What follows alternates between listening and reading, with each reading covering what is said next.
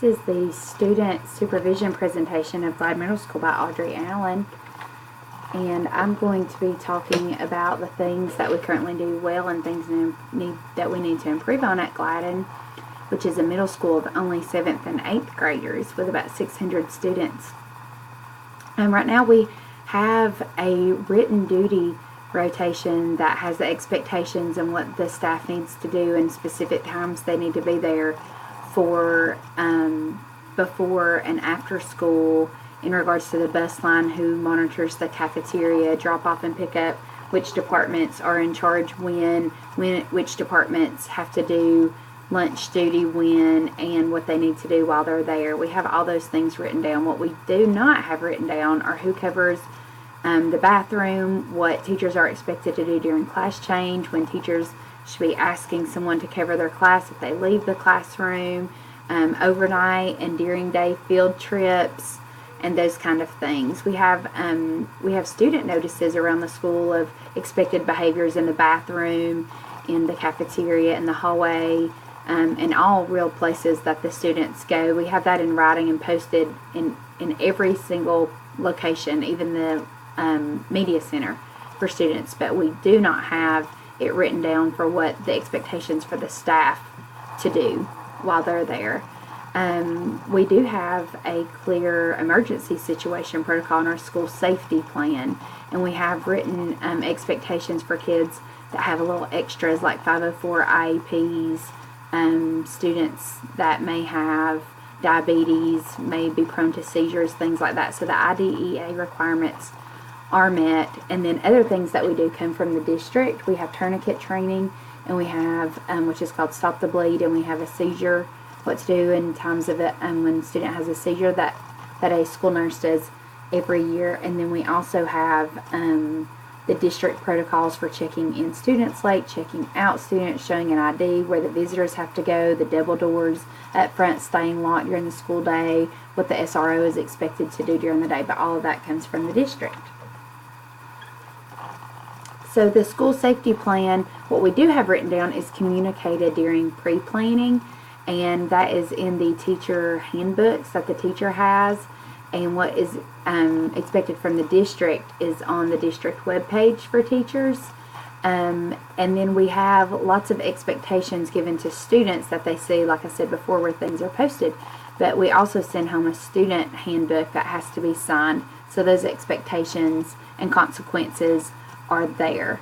And PBIS has a lot to do with what we do send home and what is posted.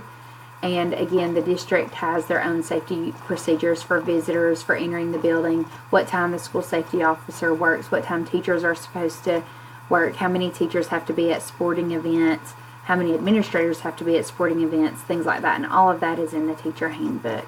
But right now, we do not have expectations for classroom monitoring, lunchroom monitoring, field trip monitoring, things like that. That's in writing. And there's also no school safety team at this time, so there's no regular safety meetings for GMS staff.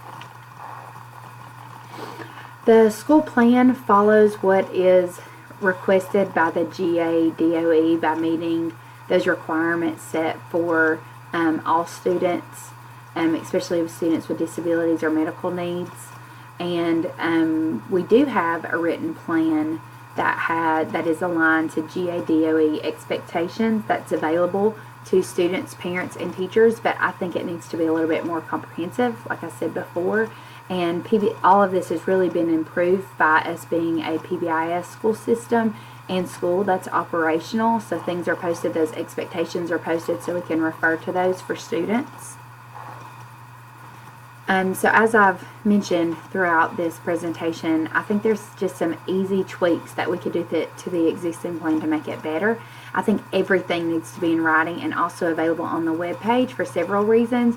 One, to help train new staff, and also as reference points for admin when talking to teachers on why this is the expectation and where they can find the expectation, and also to show parents and students when things are happening and those expectations aren't being met, that you're not following this procedural rule. We're at a middle school, so there needs to be tightened monitoring in the bathroom and class change because on our PBIS data, that seems to be the problem. It's not classroom referrals going to the office, it's fights and drama happening in the bathroom and during class change and in the gym and the cafeteria and large areas. And then all of this based off of PBIS data could be followed up on. So if monitoring shows that things are happening in the bathroom, then at the next faculty meeting, the procedures and monitoring expectations could be referred back to during a faculty meeting or during extra trainings to make sure that that doesn't happen. Things that I thought were interesting from the readings, the textbook and the articles and the research that I did on the Georgia DOE webpage, that all things go back to the principal. Every single thing that happens in or around the school or at school events go back to the principal. So the principal really has to make sure that the school staff is making sure all things are safe. If water's in the floor, it needs to be cleaned up immediately. Teachers have to be trained and retrained and monitored and followed up on. And that has to be done every year because there are changes every year.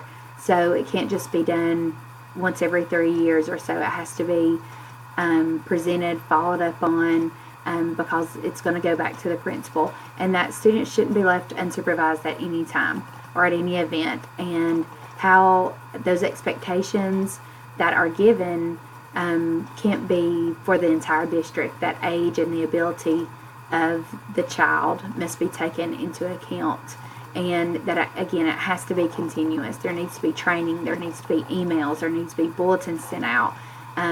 We had some students last year in our resource room that were just escalating to where the SRO was having to spend half the day down there. So we had a de-escalation training for anybody that came in contact with those boys, those students.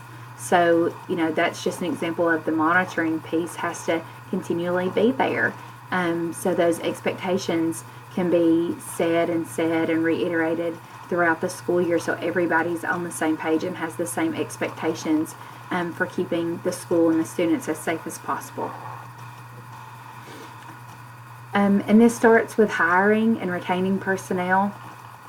The administrator has to know of changes, so the personnel who was retained knows what's happening. If all things are in writing, that just helps when you do hire new teachers for the training, that they're on the same page as the people who were the teachers who were there before. And you can see where they are in interview questions and not skipping through and taking classroom rules and expectations and monitoring ideas and taking those things into the interview and making that part of the questions. And again, a safety report and just those written expectations being available for the staff at all times to refer back to. So when things are noticed in the PBIS data, in the office referral data, or just with observations around the school, that those written documents can be edited or brought back up to the staff to make sure everybody is on the same page. Thank you.